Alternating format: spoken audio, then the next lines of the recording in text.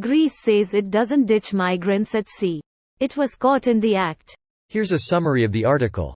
In addition to interviewing the asylum seekers in Turkey, The Times verified the footage by doing a frame-by-frame analysis to identify the people in the video, geolocating key events and confirming the time and day using maritime traffic data, as well as an analysis of the position of the sun and visible shadows. We showed the video in person to 3 senior officials from the European Commission in Brussels, describing how we had verified it. Greece must fully respect obligations under the EU asylum rules and international law, including ensuring access to the asylum procedure, said Anita Hipper, the European Commission spokeswoman for migration. The Greek authorities declined requests to meet in person to review the video. Greece and the European Union hardened their attitudes toward migrants after the arrival in 2015 and 2016 of more than 1 million refugees from Syria, Iraq and elsewhere. Greece is far from alone in cracking down on migrants. The new videos suggest that the Greek authorities have gone still further, resorting to surreptitious extrajudicial expulsions that sweep up even the most vulnerable with the participation of its maritime forces. This post received a score of 32,000, with an upvote ratio of 87%. Here are the top comments in response to this article. This is only gonna get worse, sadly. Wait until the water refugees come and we have an actual migrant crisis on our hands. A few years back, there was an interview of the French ex-president Sarkozy. Whatever of a crook he is, he's a clever guy. He was saying, "You think there's a migrant crisis? I come back from Nigeria. Have you ever been to Lagos and see the amount of people there? I tell you, the migrant crisis has not started yet."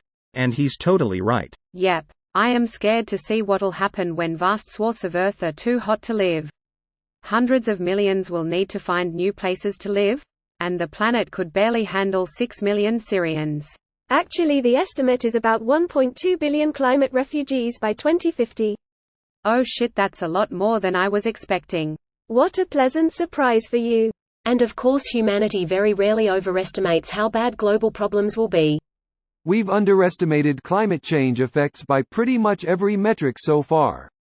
Look how all the rich countries handled COVID-19. It was a shit show that shouldn't have happened. In movies when they show some fancy government agency, fake or not, it doesn't matter, and you have scenes of experts working in large rooms with all sorts of computers and equipment beeping and buzzing, people bouncing ideas off each other. After COVID-19 those scenes feel like sci-fi because most governments and people turn to be inadequate and their employees idiots.